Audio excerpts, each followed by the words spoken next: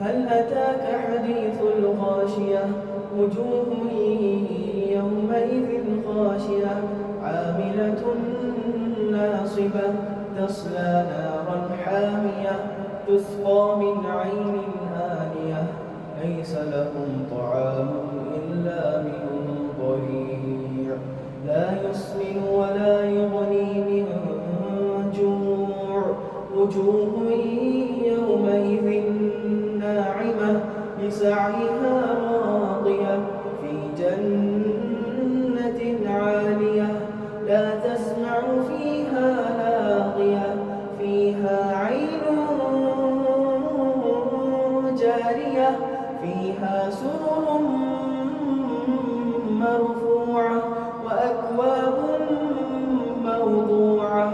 ونمارق مصفوفة وزرابي مبثوثة